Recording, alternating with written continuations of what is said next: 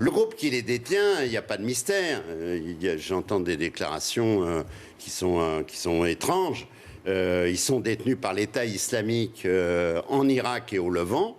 C'est des gens qui sont des Irakiens, qui sont très puissants.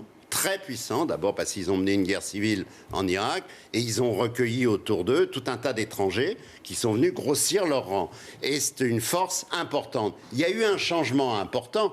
Je ne dis pas que c'est la cause directe, mais en tout cas, ça a joué un rôle très important. Il y a eu une offensive de l'ensemble de la résistance contre eux, contre les positions qu'ils occupaient dans plusieurs villes. Et donc, ils ont été en repli. Ils ont perdu énormément de positions, sans doute beaucoup d'hommes. Je pense que ça a changé sans doute la donne pour eux. Et donc, ça a amené un certain nombre de libérations. Dernier mot, ils détiennent plus de 20 journalistes occidentaux. Voilà, Serge Julie le disait, officiellement, il reste encore en Syrie 20 journalistes occidentaux qui sont détenus.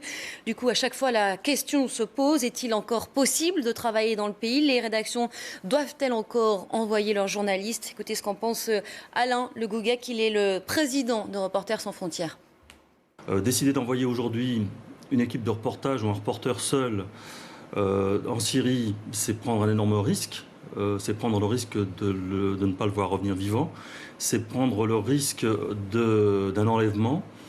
Donc c'est une très grosse responsabilité. Alors évidemment, on l'évoquait pour l'un des ex-otages tout à l'heure, certains d'entre eux partent très jeunes. Un peu Edouard Elias, qui a 23 ans. Voilà, un peu à l'aventure, sans trop savoir précisément ce qu'ils vont trouver, sans expérience.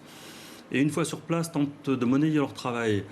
Là aussi, il y a une responsabilité de la part des rédactions, parce que est-ce qu'on peut refuser d'envoyer sur place des journalistes aguerris pour prendre le travail de gens qui sont inexpérimentés et qui prennent certainement beaucoup plus de risques et en étant moins bien payés?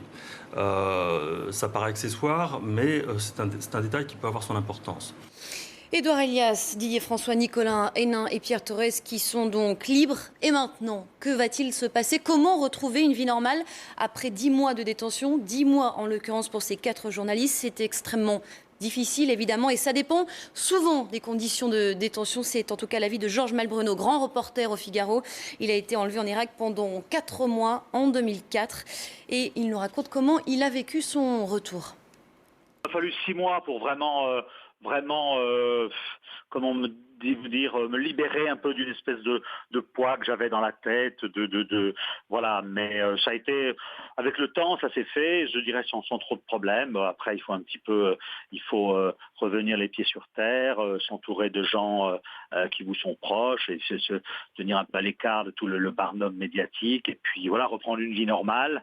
Le plus rapidement possible. Alors voilà, ça dépend, tout dépend. La convalescence dépend beaucoup des conditions de détention et notamment s'il y a eu simulacre d'exécution, s'il y a eu maltraitance. Dans ce cas-là, c'est plus difficile évidemment d'oublier, donc de tourner la page.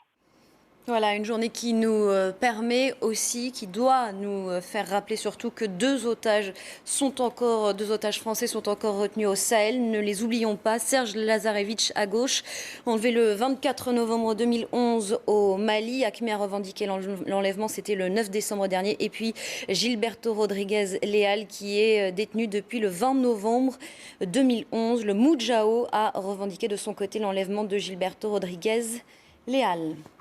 Voilà donc ce que l'on pouvait dire sur la libération de ces 4 journalistes qui arriveront donc dans la nuit de samedi à dimanche en France en 2 temps. Première arrivée, premier stop à Évreux où ils retrouveront certains de leurs proches et puis direction ce dimanche matin, Villa Coublay avec un accueil donc officiel. François Hollande, Laurent Fabius et toute leur famille, les équipes d'ITélé qui seront sur place bien sûr dès 7h du matin. On va passer à présent au sport, le journal des sports avec Julien Pasquet car il y a aussi du foot dans l'actualité. Performance et résultats dans le JT Sport, présenté par Murprotec. Diagnostic et solutions contre l'humidité.